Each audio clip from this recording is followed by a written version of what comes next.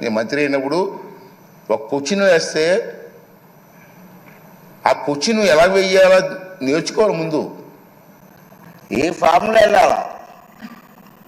సభలో మాట్లాడినప్పుడు మంత్రి ఉంటారు, మంత్రితో పాటు వాళ్ళ డిపార్ట్మెంట్ వాళ్ళు ఆఫీసర్లు ఉంటారు.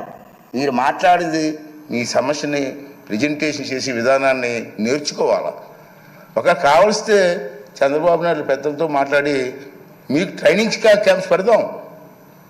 ఇంతకుముందు హైదరాబాద్లో బాబు గారి టైంలో సార్ మీకు గుర్తుందో లేదు కానీ ఒక 4-5 రోజులు మాకు ట్రైనింగ్ ఇచ్చారు. ఎన్టీ రామారావు గారు అయితే అక్కడ గండిపేటలో 9 రోజులు ట్రైనింగ్ ఇచ్చారు మాకు. 9 రోజులు అక్కడే ఉన్నాం.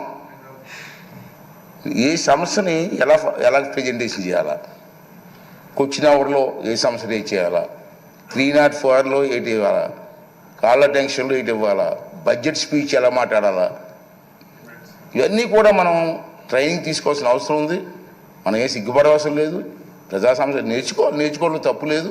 అంచేది మీ అందరినీ కోరేది ఏంటంటే మీరు తప్పనిసరిగా టైం తీసుకొని సీనియర్స్ కూడా ఉన్నారు, సీనియర్స్తో కూడా మాట్లాడి మీ ప్రెజెంటేషన్ బాగా చేసి ఈ రాష్ట్ర భవిష్యత్తుతో పాటు మీ నియోజకవర్గ భవిష్యత్తుని కూడా మరి ముందుకు తీసుకెళ్ళడం కోసం మీరు ప్రయత్నం చేయవలసిన అవసరం ఉంది. ఇంచేత మిమ్మల్ని టీవీలో సభలో మనమే ఉన్నాం, మనం చూడడానికి కొన్ని లక్షల మంది కూర్చున్నారు బయటని. ప్రతిరోజు మనల్ని అబ్జర్వ్ చేస్తున్నారు. వాళ్ళ ఆశలను అడయాస చేయడానికి వీల్లేదు. మనం ఈ 5 రోజులు మనకి పండగ కాదు, బాధ్యత.